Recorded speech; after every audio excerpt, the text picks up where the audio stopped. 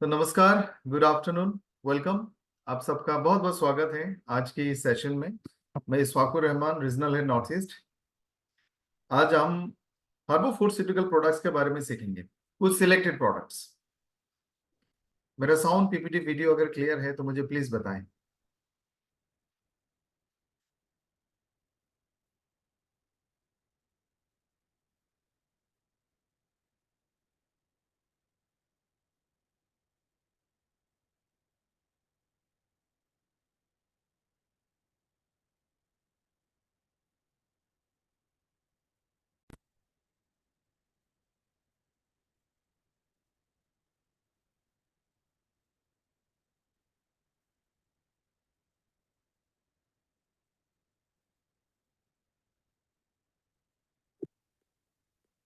क्या PPT clear है?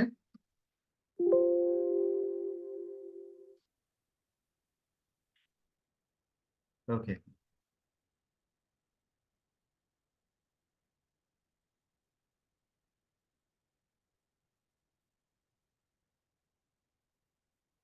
Great, let's start. दोस्तों, आप सब जानते हैं कि हर्बो फूडस्यूटिकल का जो रेंज है ये बहुत ही खास है, बहुत ही स्पेशल है। क्योंकि इसको इस तरह से डिजाइन किया गया है कि किसी एक खास ऑर्गन के लिए हो, या फिर किसी एक पर्टिकुलर बॉडी फंक्शन के लिए हो, या फिर किसी एक पर्टिकुलर ऑर्गन की बीमारी के लिए हो, सिर्फ एक प्रोडक्ट काफी है। इस प्रोडक्ट के पीछे बहुत सारा साइंस एंड टेक्नोलॉजी है। इसमें तीन तरह के चीजों को डाली गई है। आयुर्वेदिक हर्ब्स या फिर आयुर्वेदिक मेडिसिन आप कह सकते हो, मॉडर्न सप्लीमेंट और प्रोबायोटिक्स। आई एम श्योर आप सब जानते होंगे कि आयुर्वेदिक हर्ब्स क्या होते हैं, सप्लीमेंट्स क्या होते हैं। मैं थोड़ा एग्जांपल देता हूँ। जो भी आयुर्वेदिक मेडिसिन आप खाते हैं, जो हमारे नेचर में मौजूद plants, flowers, fruits, vegetables, roots, जो नेचुरल चीजों से बनती है, जैसे तुलसी, सर्दी जुकाम के लिए बहुत अच्छा मेडिसिन है। ये एक आयुर्वेदिक मेडिसिन आप कह सकते हो। आप नीम के पत्तों को इस्तेमाल करते हैं, एलोवेरा का इस्तेमाल करते हैं, ये सारे आयुर्वेदिक मेडिसिन हैं। अब तुलसी के पत्तों में बहुत सारे इंग्रेडिएंट्स हैं जो हमें बीमारी से बचाता है। तो ये हो गए सारे आयुर्वेदिक मेडिसिन। अब हमें यह भी मालूम है कि एक इंसान को हर रोज काफी सारे विटामिन और मिनरल चाहिए। जैसे ब्लड के लिए आयरन चाहिए, मसल्स के लिए कैल्शियम मैग्नीशियम चाहिए, प्रोटीन चाहिए। तो ये सारे हो गए न्यूट्रिशनल सप्लीमेंट। और प्रोबायोटिक्स यानी अच्छे बैक्टीरिया। इन तीन चीजों का मिश्रण से हर्बो फूडस्यूटिकल की रेंज बनती है। और ये बहुत ही कमाल की रेंज है। बहुत अच्छे कैटेगरी ऑफ प्रोडक्ट्स हैं। और इसके फायदे, इसके यूएसपी आपके स्क्रीन पे हैं। ये सारे प्रोडक्ट कस्टमाइज्ड है, स्पेशलाइज्ड है। जैसे आप देखोगे, अगर आप किसी से, किसी दूसरे कंपनी या फिर किसी डॉक्टर से मेडिसिन मांगते हैं किसी एक बीमारी के लिए, तो आपको तीन चार मेडिसिन देते हैं, क्योंकि एक मेडिसिन काफी नहीं है। अगर आप बोल दो कि मुझे सिर्फ लिवर अच्छा रखना है, मेरा डाइजेस्टिव सिस्टम अच्छा रखना है, तब भी आपको एक दो तीन चार प्रोडक्ट दे देते हैं। तो सारे प्रोडक्ट्स का जो इंग्रेडिएंट्स हैं, उनको चुन चुन के हर्बल फूडस्यूटिकल में डाला गया है, यानी इसको स्पेशली डिजाइन किया गया है। सिर्फ फॉर एग्जांपल लिवर के लिए हमने एक प्रोडक्ट बनाया, लिवर फ्यूल। तो लिवर के लिए जितने भी आयुर्वेदिक हर्ब्स अच्छा है, उन सबको लिवर फ्यूल में डाला गया है। उसके अलावा लिवर के लिए जरूरी विटामिन मिनरल्स को डाला गया है, एंटीऑक्सीडेंट डाला गया है और प्रोबायोटिक्स डाले गए हैं। यानी ये सारे प्रोडक्ट कस्टमाइज्ड और स्पेशलाइज्ड है। और इसीलिए ये कैटेगरी खास है। एक प्रोडक्ट काफी है, कोई भी कॉम्बिनेशन की जरूरत नहीं है। प्रोडक्ट के नाम बहुत अच्छे से रखा गया है ऑर्गन के साथ रिलेटेड, ताकि आपको समझाना ना पड़े। ब्रेन फ्यूल लोगों को समझ में आ जाएगा। अगर किसी को हार्ट के लिए कुछ चाहिए तो आप आसानी से बोल दोगे हार्ट फ्यूल। तो नाम से प्रोडक्ट इंफॉर्मेशन का पता चल जाता है। सारे प्रोडक्ट ग्रास सर्टिफाइड है, जनरली रिकॉग्नाइज्ड एज सेफ, यानी बिल्कुल सेफ है, नो साइड इफेक्ट्स। इसमें आयुर्वेदा डाइटरी सप्लीमेंट और प्रोबायोटिक्स डाले गए हैं। इसमें काफी सारे प्रोडक्ट्स आते हैं। आज जो सबसे पहला प्रोडक्ट हम डिस्कस करेंगे वो है एकदम कॉमन सी प्रोडक्ट, कैल्शियम। दोस्तों, कैल्शियम हम सब जानते हैं हड्डियों के लिए चाहिए, लेकिन आज मैं आपको इसका कुछ साइंस बताना चाहता हूँ जो हमें याद रखना होगा। और इसके पीछे का लॉजिक मैं बताता हूँ। कुछ फैक्ट्स मैं आपको बताना चाहता हूँ। 40 के उम्र तक पहुंचते पहुंचते लेडीज को जोड़ों में, जॉइंट्स में बैक में, कमर में पेन शुरू होता है। और ज्यादातर पेन का मेन रीजन होता है ऑस्टियोपोरोसिस, ऑस्टियोआर्थराइटिस, ऑस्टियोपिनिया एसेट्रा, कैल्शियम की डेफिशिएंसी। और ये हर दूसरी औरत को जिनको मेनोपॉज हो चुका है, यानी 40 के बाद, जिनको पीरियड्स नहीं आते, 40 के बाद हर दो दो औरतों में से एक लेडी को, हर दो लेडी में से एक लेडी को इन हड्डियों की प्रॉब्लम होती है।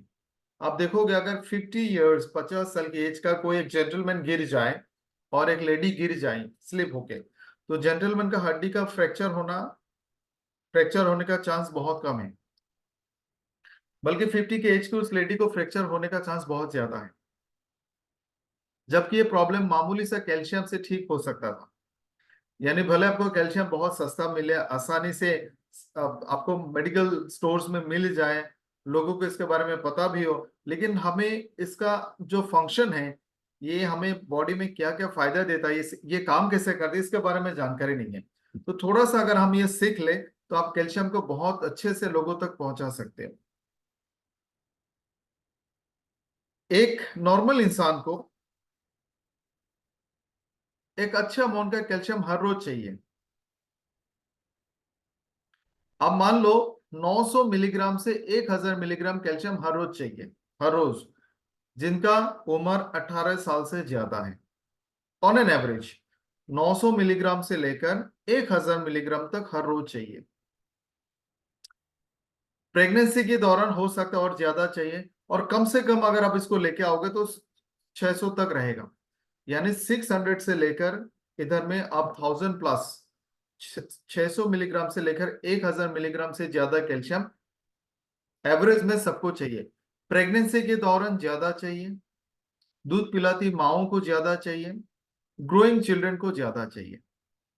और दोस्तों, इतना कैल्शियम हमें आसानी से नहीं मिलता। क्यों नहीं मिलता, मैं आपको थोड़ा सा समझाता हूं। आप एक बार हिसाब करना, 600 से लेकर 1000 मिलीग्राम मैंने बोला। अब उसका हिसाब दे दो कहाँ पे कितना होता है। दही में 21% ऑफ डेली रिक्वायरमेंट, यानी 900 मिलीग्राम का, आप 1000 मिलीग्राम का 21% ले लो, 200 मिलीग्राम होता है। चीज में ओनली 37% होता है, यानी 370 मिलीग्राम। दूध में 25% होता है, यानी 250 मिलीग्राम। तो आप जरा मुझे यस या नो में जवाब देना, क्या हमें हमारे खाने पीने की सोर्सेस से रोजाना भरपूर मात्रा में कैल्शियम मिलता है या नहीं? Please reply.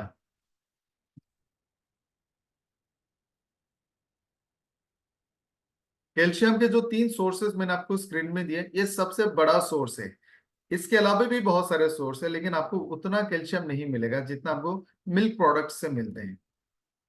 दूसरी इंपॉर्टेंट बात, जितने भी कैल्शियम मैंने आपको योगर्ट, चीज और दही में, चीज में और दूध में दिखाया, अगर इसके साथ आपने विटामिन D3 नहीं लिए होंगे तो ये जो 20-25% का कैल्शियम, वो भी आपको बॉडी में एब्जॉर्प्शन नहीं होगा। यानी कैल्शियम हम कम लेते हैं और वो बॉडी में शायद एब्जॉर्ब नहीं भी होता है। तो दोनों प्रॉब्लम है, एब्जॉर्ब भी नहीं हो रहा है और हमने कम लिया है।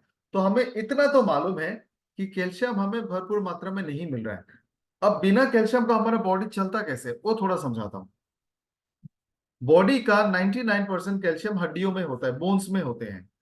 और बोन में जो कैल्शियम रहता है, ये कैल्शियम रिजर्वायर है, रिजर्वायर मतलब ये कैल्शियम का वेयर हाउस है। और कैल्शियम हड्डियों में रहने के कारण हड्डियां मजबूत होते हैं। बिना कैल्शियम का हड्डी रबर जैसा एकदम नरम हो जाएगा। तो कैल्शियम हड्डियों में एज ए रिजर्वायर रहता है और हड्डियों को मजबूत रखता है। 1% कैल्शियम ब्लड में होता है, जो बहुत सारे दूसरे फंक्शंस करते हैं। जब ब्लड में कैल्शियम धीरे धीरे कम होगा, ये धीरे धीरे हड्डियों में से निकालना शुरू करेगा। 25-30 साल के बाद हड्डियों में से इतना कैल्शियम निकल जाता है कि आपका हड्डी बहुत कमजोर होता है। मेनोपॉज के बाद, क्योंकि पीरियड बंद होने के बाद औरतों का हड्डियों को मजबूत रखने के एक दो हार्मोन्स का उत्पादन बंद हो जाता है, तो हड्डी और भी कमजोर हो जाता है। और क्योंकि ब्लड में कैल्शियम कम था, तो बहुत सारा कैल्शियम हड्डियों में से निकाला गया। तो दोनों कारणों से औरतों का हड्डियां बिल्कुल कम हो जाती है, कमजोर हो जाती है। तो इतना तो हमें पता चल गया कि कैल्शियम कहाँ से आते हैं, कम क्यों होता है, और 30 साल तक हमें पता क्यों नहीं चलता है कि कैल्शियम कम है। तो थोड़ा सा कैल्शियम के फंक्शन को समझते हैं। हड्डियों को और दांतों को मजबूत रखने का काम कैल्शियम का है, साथ में फास्फोरस और सल्फर भी थोड़ा बहुत कंट्रीब्यूट करता है। Calcium signals, electrical signals, nerve signals, impulses को कैरी करती है।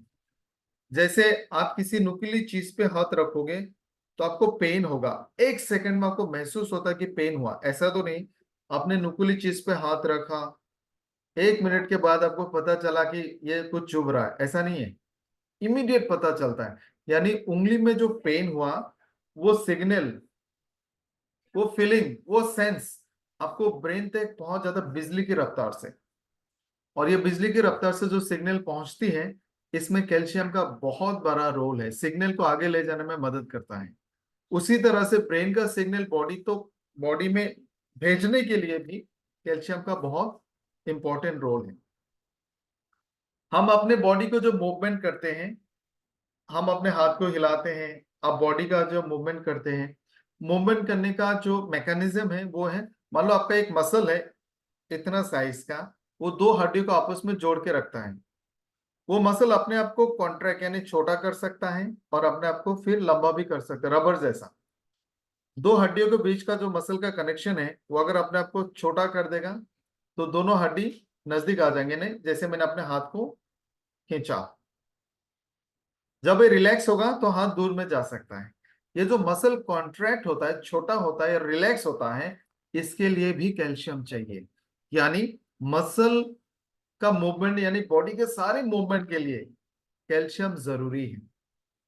पूरे बॉडी में जो ब्लड सर्कुलेट होता है आर्टरी और वेन के माध्यम से, कभी कभी आर्टरी थोड़ा सिकुड़ती है, थोड़ा रिलैक्स होती है, कहीं पे ब्लड प्रेशर ज्यादा चाहे तो अपने आप को कंस्ट्रिक्ट करेगा, ब्लड प्रेशर कम करना है तो रिलैक्स करेगा। ये सारे मैकेनिज्म के लिए भी कैल्शियम चाहिए। ब्रेन के बहुत सारे काम काज में कैल्शियम का बहुत बड़ा रोल है। बॉडी में बहुत सारे केमिकल रिएक्शन चलते रहते हैं, ये सारे केमिकल रिएक्शन में से बहुत सारे केमिकल रिएक्शन में कैल्शियम का बहुत बड़ा रोल है। तो कैल्शियम भले हमें लगे सिर्फ हड्डियों का है, लेकिन इसके अहम ऐसे फंक्शंस हैं जिसके बिना हमारा बॉडी नहीं चलेगा। तो उम्मीद है आज के बाद हमें ये मालूम चल गया कि कैल्शियम सिर्फ हड्डियों के लिए नहीं है। यस, यस या नो, एक बार रिप्लाई करें।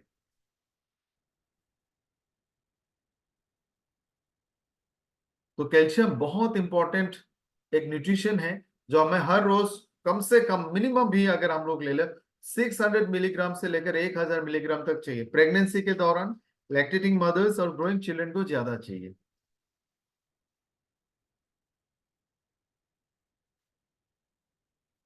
आप ये हड्डी का फोटो देखो जो लेफ्ट साइड में ऊपर में है, इसमें आप देखो 0.0004% कॉपर है, 0.008% जिंक है, 0.8% पोटेशियम है, 1.5% मैग्नीशियम है और 12.5% फास्फोरस है, जबकि कैल्शियम अकेला 24% है।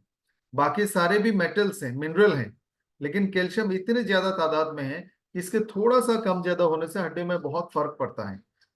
यहाँ पे नीचे आपको दो फोटोज दिखेंगे जो सर्कल में है।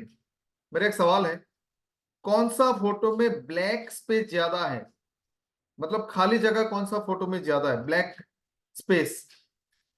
लेफ्ट वाले में आपको दिखेगा व्हाइट स्पेस ज्यादा है। अगर ब्लैक स्पेस छेद है तो लेफ्ट वाला फोटो में छेद नहीं है, थोड़ा बहुत है। राइट वाला फोटो में बहुत सारे छेद हैं। ये हमारा हड्डियां हैं, और जो आपको सॉलिड पार्ट दिख रहा है वो कैल्शियम है।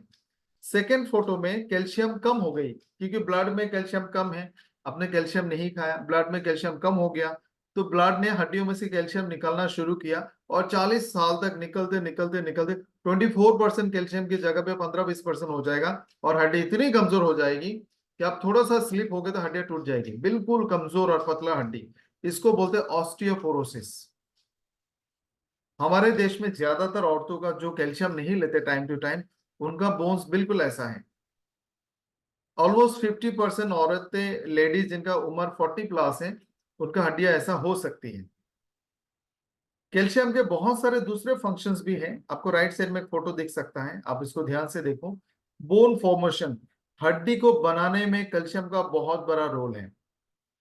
अगर आपको कहीं पे चोट लगता है तो ब्लड निकलता है, और ऑटोमेटिक 2-3 मिनट के बाद ब्लड क्लॉट हो जाता है, बंद हो जाता है। तो ब्लड को बंद करने में कैल्शियम का बहुत बड़ा रोल है। नर्व के सिग्नल्स को ब्रेन से बॉडी तक भेजने में और सारे सेंसरी सिग्नल्स को हमारे बॉडी से ब्रेन तक पहुंचाने में कैल्शियम का बहुत बड़ा रोल है। बहुत सारे ऐसे केमिकल्स हैं जो नर्व्स को आपस में कनेक्ट कराते हैं, न्यूरोट्रांसमीटर्स। ये न्यूरोट्रांसमीटर के फंक्शंस में भी कैल्शियम का बहुत बड़ा रोल है। बॉडी के सारे मसल्स के कॉन्ट्रैक्शन में, हार्ट को पाम करने में, हार्ट का मसल कॉन्ट्रैक्ट होती है, रिलैक्स होती है, ये सारे मसल कॉन्ट्रैक्शन और रिलैक्सेशन में कैल्शियम का बहुत बड़ा रोल है।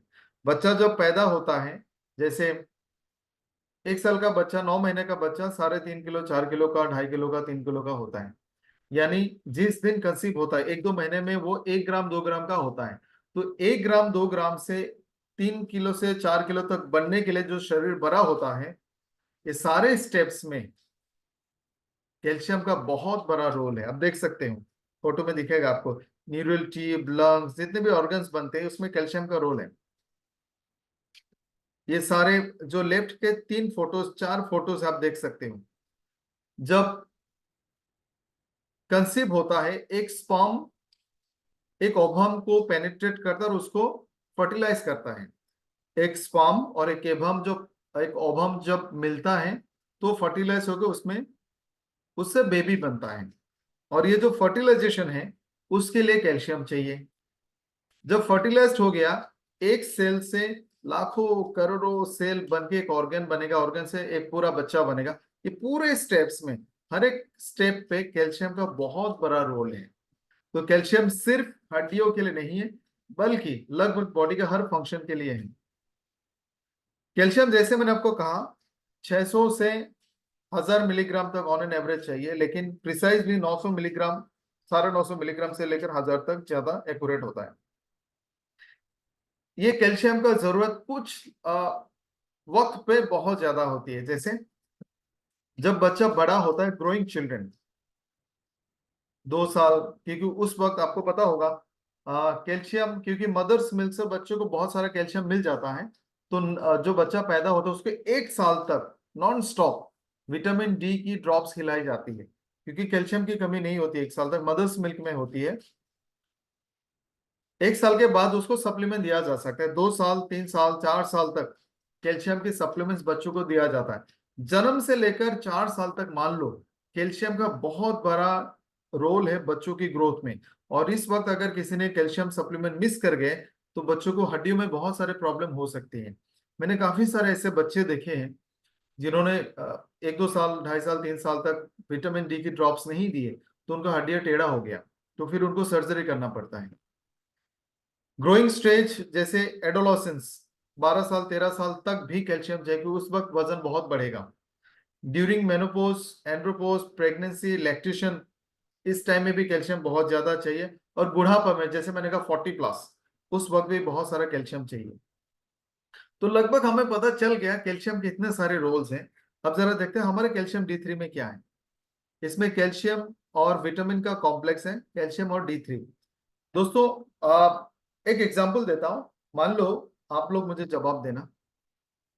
एक तालाब में बहुत सारे छोटे मछलियां हैं और आपने तालाब में जाल फेंका मछलियों को पकड़ने के लिए, और ये बड़ा जाल था जिसमें छेद बहुत बड़े बड़े थे। क्या उस जाल से आप छोटे मछलियों को पकड़ सकते हैं? यस या नो बोले।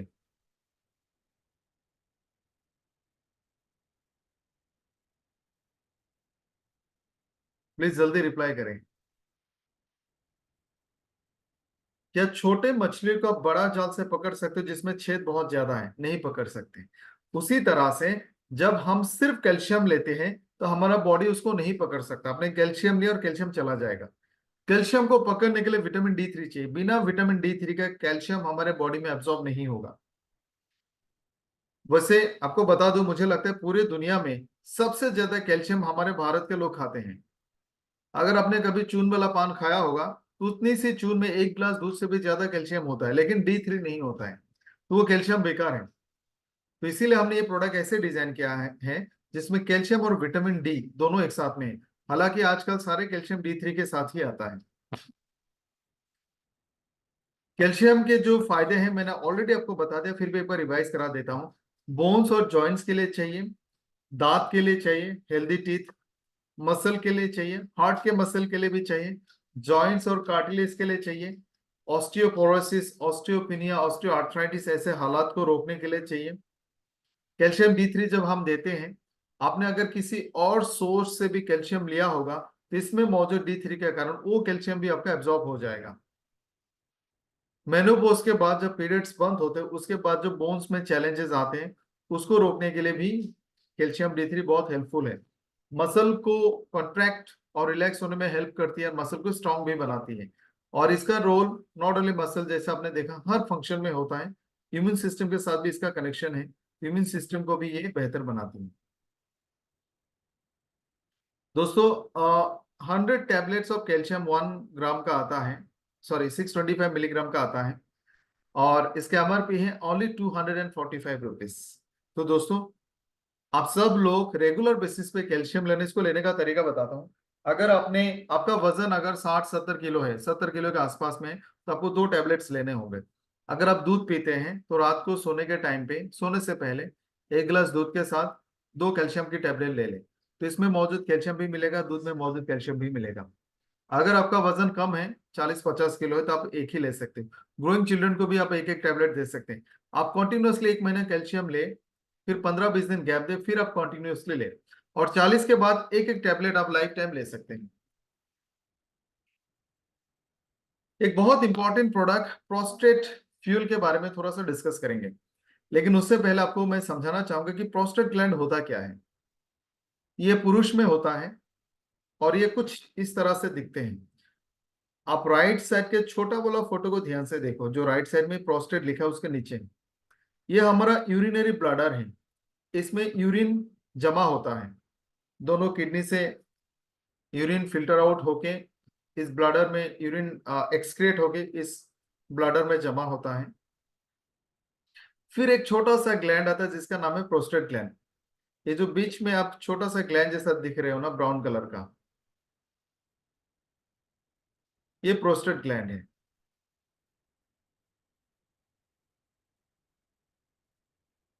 बीच का, उसके अंदर से ये पाइप गुजरती है। आप देख सकते हैं ये जो येलो वाला ग्लैंड आपको दिख रहा है दिल के जैसा, ये थोड़ा सा जो हार्ट शेप्ड है, येलो कलर का, मिडिल में जो बड़ा फोटो आपको दिख रहा है उसी शेप का, ये जो आपको दिख रहा है बीच में, ये प्रोस्टेट ग्लैंड है। अब प्रोस्टेट ग्लैंड एक पूरा, मान लो एक ग्लैंड है ऐसा, एक छोटा सा सैक, छोटा सा बैग जैसा है। इसके अंदर से पेशाब का पाइप यूरिनरी ब्लैडर से होके, जिसको हम लोग यूरेथ्रा बोलते हैं, वो नीचे गुजरती है, और उसका कनेक्शन, उसमें एक ओपनिंग, मतलब जो यूरेथ्रा होता है वो प्रोस्टेट ग्लैंड के अंदर से जब गुजरती है तो प्रोस्टेट ग्लैंड उसके साथ थोड़ा सा कनेक्टेड हो जाती है। यानी प्रोस्टेट ग्लैंड में जो भी बनता है, जो प्रोस्टेट ग्लैंड बनाती है, वो उस यूरिनरी जो यूरेथ्रा है, जो पाइप है, उसके अंदर डाल सकते हैं ताकि बॉडी से बाहर जाए। तो इसका मैकेनिज्म, यानी आप समझ सकते हो, एक छोटा सा ग्लैंड है, उसके अंदर से पेशाब का पाइप, जिसको यूरेथ्रा बोलते हो, गुजरता है, और वो इस छोटा सा ग्लैंड के अंदर है। अब ये ग्लैंड जब बड़ा हो जाएगा किसी कारण, जब इसके अंदर का प्रेशर बढ़ेगा, तो यूरिन की आउटपुट में दिक्कतें आएंगी, क्योंकि वो उसके अंदर से गुजरती है। तो मुझे लगता है आप लोग इस बेसिक फंक्शन को समझ गए। एक बार ये से या नो तो बोले।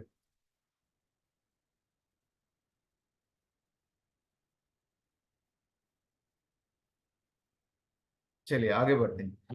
प्रोस्टेट ग्लैंड के बहुत सारे इंपॉर्टेंट फंक्शन हैं, अभी आपको समझ में आएगा। ये देखो यूरिनरी ब्लैडर, यहां से यूरिन आएगी, ये प्रोस्टेट ग्लैंड है। इसके अंदर से वो पेशाब का ग्लैंड नीचे आता है, पेशाब का यूरेथ्रा, और ये प्रोस्टेट ग्लैंड में जो भी बनता है वो इस यूरेथ्रा में रिलीज कर देता है। यानी यूरिनरी ब्लैडर का आउटपुट भी और प्रोस्टेट ग्लैंड का आउटपुट भी कॉमन यूरेथ्रा से बाहर जाता है। इसका जो साइज है करीब 20 से सॉरी, इसका जो साइज है यूरिनरी ब्लैडर से बहुत छोटा है, और वो यूरिनरी ब्लैडर के जस्ट नीचे होता है। प्रोस्टेट ग्लैंड का जो बेसिक फंक्शन है, सबसे इंपॉर्टेंट फंक्शन, जो बेसिक फंक्शन है, ये एक प्रोस्टेटिक फ्लूइड बनाती है। जैसे आप सब जानते हैं, मेल रिप्रोडक्टिव सिस्टम में मर्दों में जो रिप्रोडक्टिव ऑर्गन है उसका एक इंपॉर्टेंट ऑर्गन है टेस्टिस, जो स्पर्म बनाती है। वो सिर्फ स्पर्म सेल बनाती है, और वो स्पर्म सेल यहां तक आती है।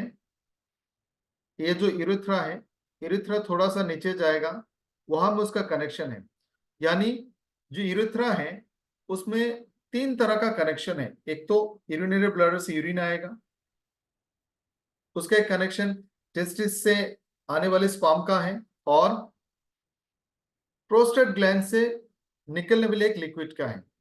ये जो स्पर्म बनती है वो सिर्फ स्पर्म बनाती है टेस्टिस। तो इसमें एक जेल टाइप का लिक्विड भी आती है, वो बनाती है प्रोस्टेट ग्लैंड, जिसको प्रोस्टेटिक फ्लूइड कहती है। इसके बहुत सारे रोल्स है। स्पर्म का मोटिलिटी, स्पर्म का मूवमेंट, स्पर्म का न्यूट्रिशन, स्पर्म का प्रोटेक्शन, ये सारा बेनिफिट्स प्रोस्टेट फ्लूइड से बनती है।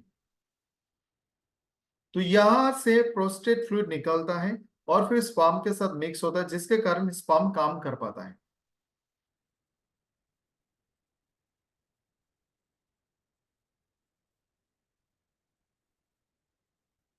प्रोस्टेट ग्लैंड अक्सर देखा गया है कि मेल में 40-50 के आसपास में उनको थोड़ा बहुत दिक्कतें देती हैं। हालांकि रिप्रोडक्टिव एज लंबा होता है, 60-70 साल तक भी स्पर्म बन सकती है। प्रोस्टेटिक फ्लूइड की जरूरत होती है, मेल रिप्रोडक्टिव एज में रहता है, लेकिन 40-50 में अक्सर लोगों में देखा गया है कि प्रोस्टेट ग्लैंड थोड़ा बहुत प्रॉब्लम्स देते हैं। प्रोस्टेट ग्लैंड का एक और बहुत इंपॉर्टेंट फंक्शन है, ये एक एंजाइम बनाती है जिसका नाम है 5 अल्फा रिडक्टेस। दोस्तों आप सब जानते होंगे, आपने एक प्रोडक्ट भी देखा होगा, आपको फूड सिटिकल टेस्टो बूस्टर। टेस्टो बूस्टर का फंक्शन है कि मर्दों में ये टेस्टोस्टेरोन हार्मोन की मात्रा को बढ़ाती है, जो एक रिप्रोडक्टिव हार्मोन है। हमारा बॉडी जो हार्मोन बनाती है वो टेस्टोस्टेरोन है, और टेस्टोस्टेरोन रेडीमेड काम नहीं करेगा, इसको कन्वर्ट किया जाता है। मान लो टेस्टोस्टेरोन बनाती है हमारे बॉडी, हमारे रिप्रोडक्टिव ऑर्गन्स, हमारे टेस्टिस टेस्टोस्टेरोन बनाती है। ये टेस्टोस्टेरोन इनएक्टिव रहती है, इसको एक्टिव होने के लिए प्रोस्टेट ग्लैंड इसको डायहाइड्रोटेस्टोस्टेरोन में बदल देती है, तब जाके ये काम करता है। तो ये इसका दूसरा फंक्शन। पहला है स्पर्म के लिए एक फ्लूइड बनाती है, जेल टाइप का, जो स्पर्म को सपोर्ट करते है, उसको मूवमेंट कराती है। दूसरा, टेस्टोस्टेरोन को एक्टिव में कन्वर्ट करती है। तीसरा है ये, डोंट टेक इट अदरवाइज, आप लोग मान लो मेरे मेडिकल साइंस के स्टूडेंट्स हो, तो आप कुछ ऐसे हो सकता है आपको लगे मैं बहुत डेप्थ में आपको चीजें बता रही हूँ, बट एज ए स्टूडेंट आप सब सीख सकते हैं। और बायोलॉजी के जो स्टूडेंट्स हैं उनको बुक्स में भी ये होते हैं। पुरुष में एज यू नो कि यूरिनरी आउटपुट और स्पर्म आउटपुट एक ही रूट से होता है, एक ही पाइप से स्पर्म भी निकलती है और एक ही रूट से यूरिन भी निकलती है। जब स्पर्म निकलने का टाइम आता है तो ये प्रोस्टेट ग्लैंड यूरिन आउटपुट का रास्ता ब्लॉक कर देता है। यहाँ पे ब्लॉक कर देगा। उस वक्त सिर्फ स्पर्म और प्रोस्टेटिक फ्लूइड एक साथ में बाहर निकलती है। तो इसका तीन मेजर फंक्शन है, और ये तीनों फंक्शन बहुत इंपॉर्टेंट है। प्रोस्टेट ग्लैंड के कुछ कॉमन डिजीज है जो आपके स्क्रीन में है। इन्फ्लेमेशन ऑफ द प्रोस्टेट, जिसको प्रोस्टेटाइटिस कहते हैं। एक non cancerous enlargement of the prostate, जिसको बीपीएच कहा जाता है, यानी benign prostate hypertrophy. Prostate gland बड़ा हो जाता है, और ये बड़ा होने के पीछे कैंसर भी हो सकता है, नॉन कैंसर भी हो सकता है। जनरली बीपीएच होता है, जिसको बेनाइन प्रोस्टेट हाइपरट्रॉफी कहते हैं, नॉन कैंसरस एनलार्जमेंट, और ये बहुत कॉमन है, आपको दिखेगा अक्सर रिपोर्ट में। और लोग बोलते हुए मेरा प्रोस्टेट बड़ा हो गया, एनलार्जमेंट हो गया, जिसके कारण यूरिन में दिक्कत आ रही है, एटसेट्रा एटसेट्रा। और तीसरा है प्रोस्टेट कैंसर। बेसिकली तीन ही बीमारी होती है प्रोस्टेट ग्लैंड के: प्रोस्टेटाइटिस, बीपीएच जो नॉन कैंसरस है, और प्रोस्टेट कैंसर। प्रोस्टेट ग्लैंड की प्रॉब्लम को समझने के लिए कुछ सिम्टम्स होते हैं जो आपको आसानी से समझ में आएगा।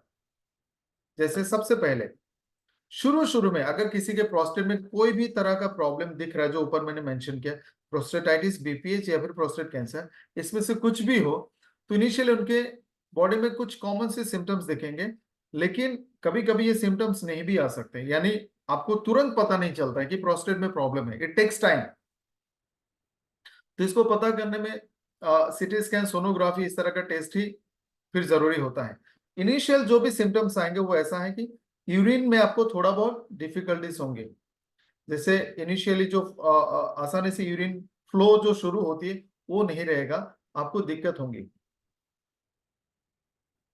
जैसे कभी कभार ऐसा भी होता है कि आपको ज्यादा यूरिन की फीलिंग्स नहीं है, लेकिन आप अपने मर्जी से यूरिन आउटपुट कर सकते हो। आपको ज्यादा यूरिन का फीलिंग्स नहीं आ रहा, लेकिन फिर भी आप पेशाब कर सकते हैं। तो वो जो आप अपने मर्जी से कर सकते हो वो आसानी से नहीं कर पाओगे जब आपको प्रोस्टेटाइटिस होगा या फिर बीपीएच होगा या फिर प्रोस्टेट कैंसर। खास करके ये रात में आपको दिक्कत होता है। उसके अलावा थोड़ा विपरीत भी होगा। जैसे जनरली आप रात को जब सोते हैं, एक बार आप वॉशरूम जाते हैं, मैक्सिमम मिडनाइट में एक बार जाते होंगे, तो रात में मुश्किल से आप एक बार वॉशरूम जाते हैं, एक बार या मैक्सिमम 2 बार होगा। अगर आपको सीवियर प्रोस्टेट ग्लैंड की प्रॉब्लम्स होंगी, कोई भी प्रॉब्लम जो मैंने स्क्रीन में लिखा है, तो रात को आपको बार बार यूरिन की फ्रीक्वेंसी आ सकती है, यूरिन की फीलिंग्स आ सकती है, जिसको आप कंट्रोल नहीं कर सकते। बहुत बार ऐसा भी होगा कि आपको ऐसा लगेगा कि आप आपके यूरिनरी ब्लैडर में जितने यूरिन थे आप उसको पूरा नहीं निकाल पाए। जैसे अभी हेल्दी स्टेज में आपको लगता है कि आपने पूरा यूरिनरी ब्लैडर को खाली कर दिया वॉशरूम में। प्रोस्टेटाइटिस में ऐसा होगा कि आपको लगेगा कि पूरा आप नहीं कर पाए, अभी भी उसमें यूरिन है। यूरिन के दौरान पेन हो सकता है, आपको सीवियर क्रैम्प्स टाइप का भी दिक्कतें हो सकती है, कभी कभी ब्लड भी आ सकता है। तो ये कॉमन प्रॉब्लम्स है प्रोस्टेट ग्लैंड की, और इनको ध्यान में रखते हुए हमने एक प्रोडक्ट फॉर्मुलेट किया जिसका नाम है प्रोस्टेट फ्यूल। इसमें हर्ब्स है, न्यूट्रिशन है, और हर्ब्स में beta sitosterol extract, cranberry extract, pumpkin seed oil powder, flaxseed oil powder, पुनर्नवा, गोखरू और न्यूट्रिल। न्यूट्रिशन में lycopene, manganese, copper, zinc, vitamin D2 और विटामिन B12 डाला गया है। इसके फायदे: प्रोस्टेट फंक्शन को बेहतर करेगा, यूरिनरी फ्लो को कंट्रोल करेगा। जैसे हमने देखा यूरिनरी फ्लो में बहुत सारा दिक्कतें आती है प्रोस्टेट प्रॉब्लम में, तो उसको कंट्रोल करेगा। यूरिनरी ट्रैक्ट इन्फेक्शन, यूटीआई को कंट्रोल करेगा, इन्फेक्शन नहीं होने देगा। स्ट्रेंथ और स्टेमिना को बढ़ाएगा। बीपीएच, बिनाइन प्रोस्टेट हाइपरट्रोफी को कंट्रोल करेगा, रोकेगा। आप आसानी से अच्छे अमाउंट का यूरिन आउटपुट कर पाओगे। रिप्रोडक्टिव फंक्शन को भी मेंटेन करेगा, अच्छा रखेगा। फ्रीक्वेंट यूरिन सेंसेशन को रोकेगा, और जो प्रोस्टेट ग्लैंड स्वेलिंग हो जाता है, एनलार्ज होता है, उसको भी कंट्रोल करेगा। ये एक बहुत ही शानदार प्रोडक्ट है। आप देख सकते हो कि कौन सा हार्ब कैसे काम करता है। बीटा सिटोस्टेरॉल प्रोस्टेट में जो दिक्कत आपको डिस्कम्फर्ट होती है उसको कम करेगा, स्वेलिंग को कम करेगा। क्रैनबेरी यूरिनरी ट्रैक्ट इन्फेक्शन को कंट्रोल करती है, डिटॉक्सिफाई करती है, क्लींजिंग का काम करती है। Pumpkin seed oil powder benign hypertrophy prostate benign prostate hypertrophy को रोकेगा, प्रोस्टेट ग्लैंड की हेल्थ को अच्छा रखेगा। फ्लैक्सीड प्रोस्टेट हेल्थ को अच्छा रखता है, पेन, स्वेलिंग, इन्फ्लेमेशन को कम करता है। लाइकोपिन प्रोस्टेट के लिए बहुत अच्छा न्यूट्रिशन है, उसको मेंटेन करिए, एंटीऑक्सीडेंट भी है। विटामिन D2 न्यूट्रिशन है प्रोस्टेट ग्लैंड के लिए, और टेस्टोस्टेरोन की मात्रा को बढ़ाती है। विटामिन B12 एनर्जी लेवल को बढ़ाएगी, और एंटीऑक्सीडेंट प्रॉपर्टीज इसमें होती है। मैंगनीज मेटाबॉलिज्म को कंट्रोल करता है और सेक्स हार्मोन की फंक्शंस को बढ़ाती है। इतने सारे फायदे एक बहुत ही कॉमन सी प्रोडक्ट में जिसका नाम है प्रोस्टेट फ्यूल। इसमें 60 कैप्सूल आती है, जिसकी MRP है 1560 रुपीज। जो भी प्रोडक्ट आप किसी को भी सजेस्ट करते हो, कम से कम 6 महीने के लिए सजेस्ट करना। इनिशियली 2 कैप्सूल देना, सुबह एक शाम को एक, विद इन 60 kg। अगर आपका वजन 60 70 80 kg है तो आपको 2 2 देना पड़ेगा। तो दोस्तों, आज मैंने आपके साथ 2 प्रोडक्ट्स डिस्कस किए हैं। एक बार प्लीज मुझे बताएं आप लोग को ये प्रोडक्ट कैसा लगा, और अगर किसी के मन में कोई भी सवाल है तो आप पूछ सकते हैं।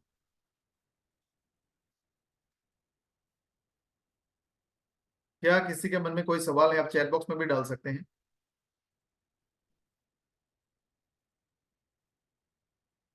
आप टाइप कर सकते हैं, चैट बॉक्स में डाल सकते हैं। क्योंकि जो दो प्रोडक्ट हमने बात की है आज बहुत इंपॉर्टेंट है, और अपने आप लोगों ने समझ भी गया होगा, बहुत ही यूजफुल प्रोडक्ट है, सबको मिलना चाहिए, कैल्शियम और प्रोस्टेट फ्यूल।